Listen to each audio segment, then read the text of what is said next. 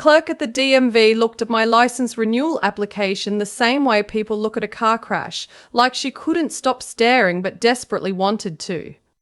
She typed something, stopped, typed again, then she picked up the phone onto the counter, and I remember thinking she was probably just calling her supervisor about a printing backlog or something. I'd been waiting 40 minutes already. I was annoyed, not scared. I was 31 years old. I worked the early shift at a pediatric clinic in Raleigh. I had a gym bag over my shoulder and a granola bar half-eaten in my jacket pocket. I was nobody interesting. Then the door behind me opened and two men in suits walked in, and the clerk pointed directly at me. "Ma'am, could you step to the side, please?" I stepped to the side. One of the men showed me a badge. Federal. His name was Agent Holbrook. He had the kind of face that didn't give anything away, not kindness, not hostility, just neutral, professional stillness. He asked me to confirm my name. I did. He asked me to confirm my social security number. I did. He looked at the other agent. "We need you to come with us," he said. "You're not in trouble, but we need to talk." I didn't move right away. I remember the fluorescent light above the DMV counter buzzing and the granola bar crinkling slightly in my pocket every time I breathed. I asked him what this was about. He said he'd explain everything at the field office. I asked if I had a choice. He paused just long enough that I understood I didn't really. I followed them outside into a grey November morning and got into a black SUV that smelled like coffee and old upholstery. Neither agent said anything for the whole 15-minute drive. I watched Raleigh move past the windows, the Target, the breakfast diner I went to on Sundays, the elementary school where my neighbours' kids went, and I had this very strange feeling, like I was seeing all of it through glass for the first time. Like it was a display and not a life. At the field office, they put me in a small conference room, not an interrogation room. There was a plant in the corner and a whiteboard with old marker streaks on it. Agent Holbrook sat across from me and folded his hands on the table. "Your social security number," he said, "belongs to a child named Corinne Elspeth Daly. She died in a house fire in Kingsport, Tennessee in 1993. She was 8 months old." I heard the words. I understood each one individually. But together they didn't make any sense in relation to me. "I'm 27, I said. Which was idiotic because I'd just said I was 31. I don't know why I said 27. I think my brain was just throwing numbers at the problem. Agent Holbrook waited. "Someone gave me that number," I finally said. "I didn't. I've had it my whole life. It's on everything. My school records, my taxes, my—" "We know," he said. "That's why we need to talk." My name, the name I'd been using my whole life, was Joss. I was a pediatric clinic nurse in Raleigh, North Carolina. I had a studio apartment and a cat named after a senator and a half-marathon medal on my refrigerator. And somewhere in a federal database, I apparently did not exist at all. I have to back up because none of this makes sense without the first part. I grew up in a house in Western Virginia that always felt slightly too quiet. My mother had died when I was 4, a car accident, according to my uncle, who was the one who told me everything I knew about her. He was the one who raised me. His name was Roland, and he was my mother's older brother, and he had the posture of a man who had once stood very straight, and then decided the effort wasn't worth it. Roland wasn't mean. I want to be clear about that, because when people hear a story like this, they assume there was cruelty, and with Roland it wasn't cruelty exactly. It was absence. He fed me and clothed me and signed my permission slips. He came to exactly one school performance, my 5th grade Christmas concert, and left before it was over, because he said the parking was impossible. He told me once when I was 16 and had been accepted to a summer academic program, that I shouldn't get too excited about things because excitement made the disappointments worse. I used to think he was just a cold person. I used to think some people were built that way. When I was 23, I asked him about my mother. Really asked. Not the surface stuff, but the real things. Who she was, what she wanted, what she was like before she had me. He got very still in the way he did when he didn't want to answer something, and then he said, "She was complicated. She made choices, and that was all I ever got." I stopped pushing after that. I built my own life. I went to nursing school. I moved to Raleigh. I called him on his birthday and at Christmas and sometimes in between because I had no one else. And I think he had no one else, and I think he had no one else either, and that's a kind of bond, even if it's a cold one. I had been living in Raleigh for 6 years when I went to the DMV. I had been sitting in that federal conference room for about 20 minutes when Agent Holbrook told me the rest. The Social Security number wasn't the only flag on my record. When the DMV clerk ran my information, it had triggered an alert that was 11 years old. 11 years old. Someone had entered a query into a national database in 2015 looking for any record activity associated with a specific set of identifying details: physical description, approximate age, geographic region of Virginia, and my renewal application had just matched it. "Who entered the query?" I asked. Holbrook turned a folder on the table so I could read the header. It was a missing persons case. The case number was from 1994. The subject was an infant girl who had been reported missing from a home in Bristol, Virginia. She had been 9 months old. Her name, according to the file, was Joss. Not my last name, a different last name, a name I had never heard. But Joss, my name, the name Roland had given me. I called Roland from the parking lot of the federal field office. My hands were shaking in a way that made dialing difficult. He answered on the third ring, sounding exactly like himself, unhurried, slightly bored. "I'm at the FBI field office in Raleigh," I said. Silence. "They know," I said. "Or they're figuring it out. I need you to tell me what happened." More silence, and then, in a voice I had never heard from him, quieter, older somehow, he said, "I can't do this over the phone." "You're going to have to," I said, "because they're going to come to you, and I want to hear it from you first." Another long pause. A car alarm went off somewhere in the parking lot and then stopped. "Your mother," he said finally. "She wasn't my sister." I sat down on a concrete parking barrier. I didn't decide to sit. My knees just made the decision for me. "She was a woman I worked with," he said, "at the warehouse. 15 years we worked together. When she had you, her husband, he wasn't your father. She never told me who your father was. She came to me in 1994, and she was scared. She said she'd done something she couldn't undo, and she needed you somewhere safe, and she couldn't explain why. She left you with me for a weekend." He paused. "She never came back." "What do you mean she never came back?" "I mean she left. She was gone. I tried to find her. She had just disappeared. And I had a 9-month-old baby and no paperwork and no legal right to you, and I was 28 years old and I didn't know what to do." "So you used a dead child's social security number?" "A friend helped me," he said. "Someone who knew someone. I didn't ask questions.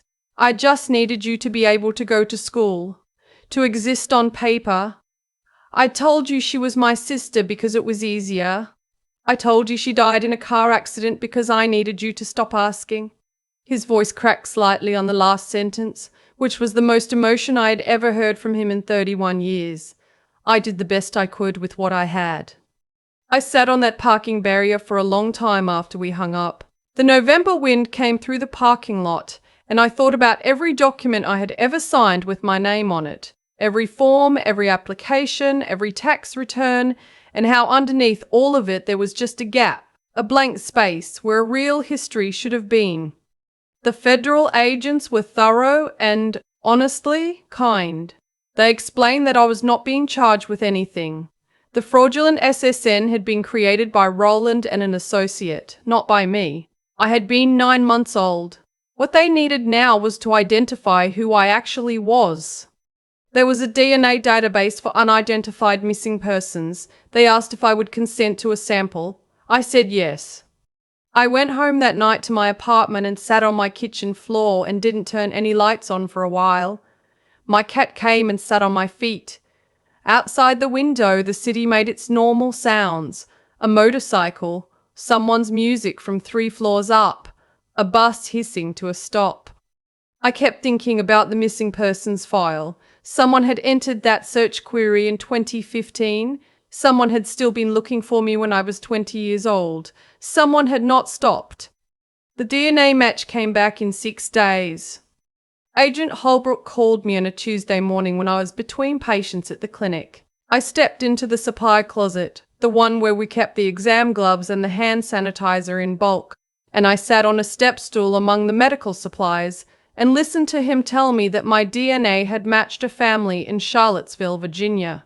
A mother and father who'd reported their infant daughter missing in September of 1994, who had never stopped looking.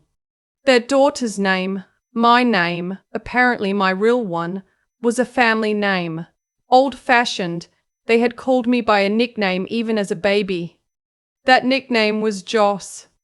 Roland hadn't invented it. He had heard it from the woman who left me with him. He had just never known where it came from. I'm going to tell you the part I haven't told many people, because it's the part that took me the longest to process. The woman who left me with Roland, the woman he'd worked with for 15 years, had not disappeared voluntarily. This is what the federal investigators pieced together over the following weeks, and what they eventually confirmed through records, financial documents, and the testimony of several people who had been very careful to say nothing for a very long time. Her name was Deirdre. She'd worked at a distribution warehouse outside of Bristol, Virginia, where she handled accounts payable. She was 26 years old in 1994, recently separated from her husband, raising an infant alone. What she had discovered in the course of her work was that her supervisor, a man named Finch, who ran the regional warehouse operation and sat on 3 local civic boards and coached Little League on Saturdays, had been systematically siphoning funds from the company's federal contracts.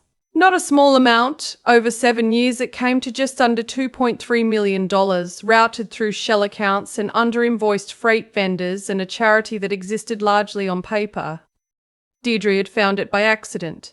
She'd been trying to track down a billing discrepancy, $43. She apparently told a co-worker at the time, $43 off in one line item, and when she pulled the thread, the whole sweater came apart.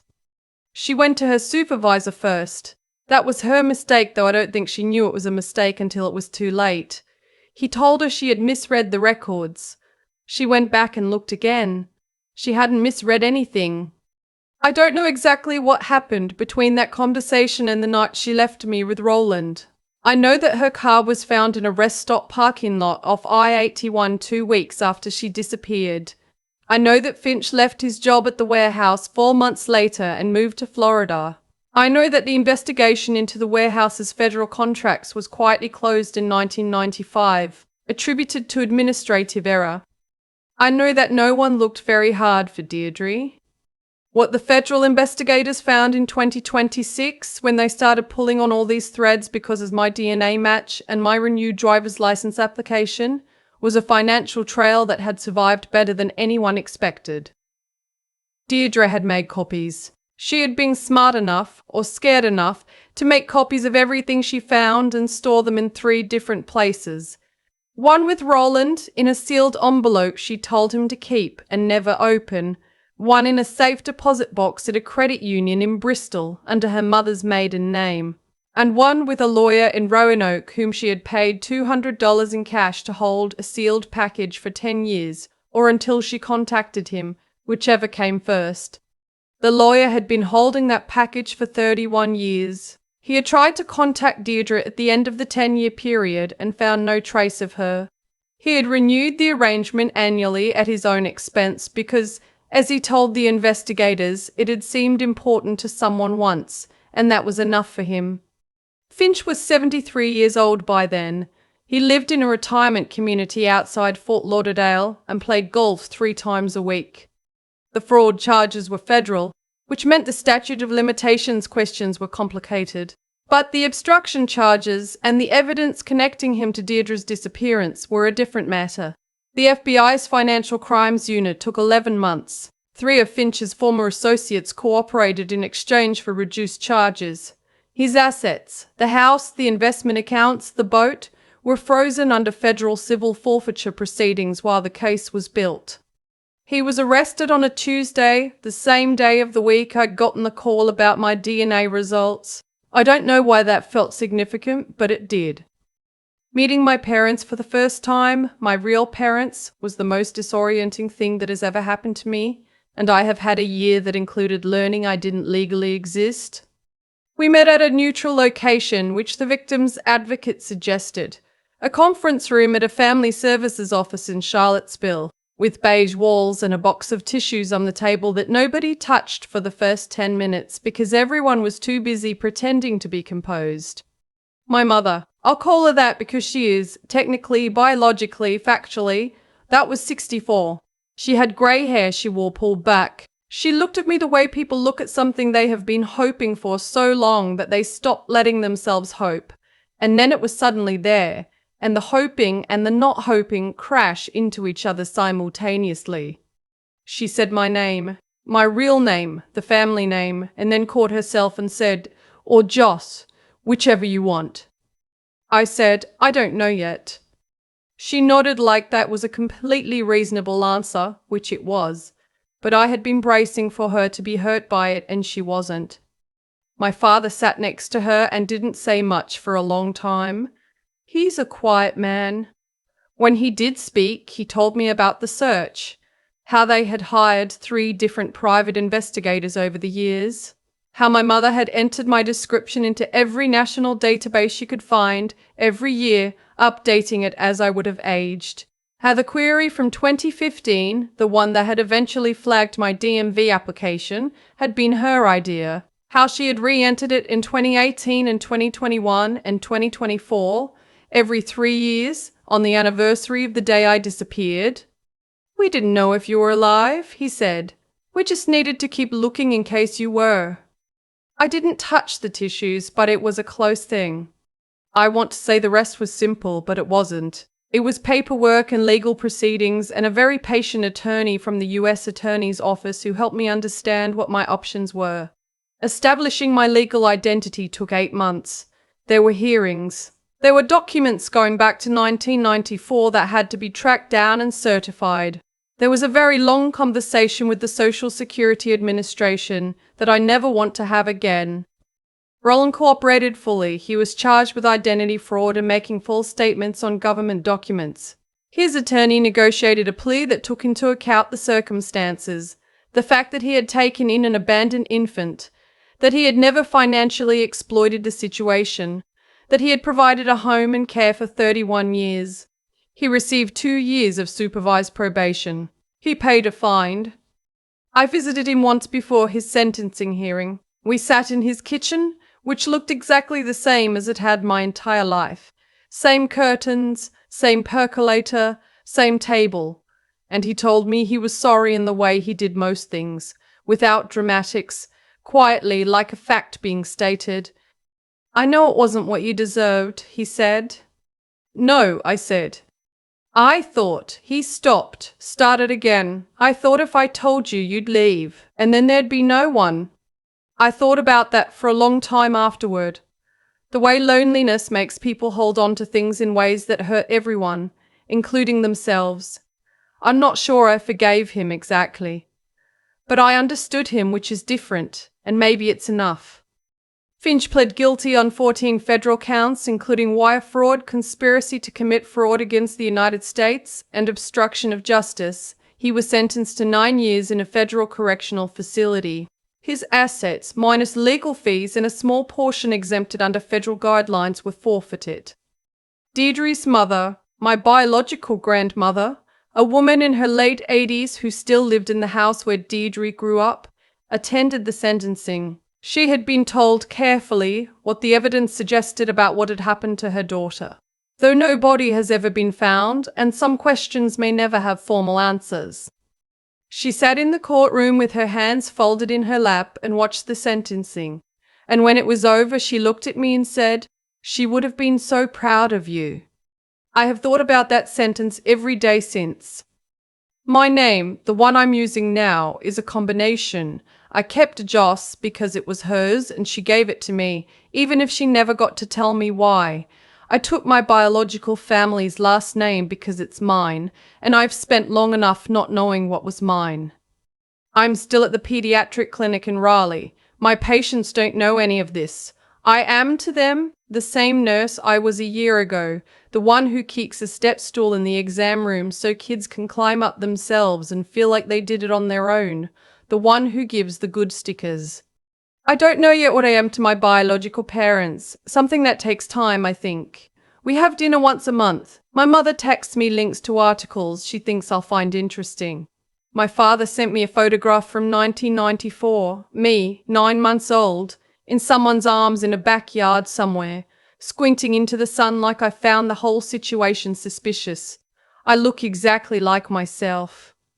There are still mornings I wake up and I have to remember what is true. That the name I signed on my lease is actually mine. That the family I'm having dinner with on Saturday knew me before I knew myself. That a woman I will never meet made copies of documents in 1994 and hid them in 3 different places, not knowing if anyone would ever look, not knowing that 31 years later the thread she left would pull everything into the light. She did that for me, and I think she did it knowing she might not survive to see it matter. The least I can do is live like it does. I keep coming back to the $43. That's what started all of it. Not a dramatic confrontation, not a whistleblower with an agenda. Just Deirdre, sitting at a desk in a warehouse outside Bristol, noting that one line item was off by $43 and deciding that mattered. She could have rounded it. She could have let it go. Nobody would have known. But she had the kind of honesty that doesn't calculate whether honesty is worth it first. She just couldn't look at something wrong and pretend it was right. That's what got her in trouble. And that's also, 31 years later, what brought me home. I think about that a lot when I'm tempted to take the easier version of something. Finch spent decades getting away with it because he understood that most people, when they see something complicated and costly, will choose not to see it. He counted on that. He built his whole second life on that assumption. And for a long time he was right. What he didn't account for was one woman who couldn't make herself look away and who was smart enough, careful enough, to make 3 copies and hide them in 3 different places, knowing she might not survive to see them matter. She didn't just have integrity. She had the clarity to understand that integrity without evidence is just a feeling. She documented everything. She thought ahead. She put those papers somewhere they could survive her, because she understood that the truth doesn't protect itself. You have to give it a fighting chance. Roland was neither a villain nor a hero. He was a 28-year-old man who made a wrong choice for reasons that were, on some level, human. He was scared and he was alone, and he held on to me the only way he knew how. What I've had to reckon with is that I can understand why he did it and still acknowledge that it cost me 31 years of knowing who I was. Both things are true. Understanding someone's reasons doesn't erase the weight of what those reasons produced. What I keep coming back to is this. Finch had power and used it to crush something small and inconvenient. Roland had fear and used it to keep something close at the expense of its freedom.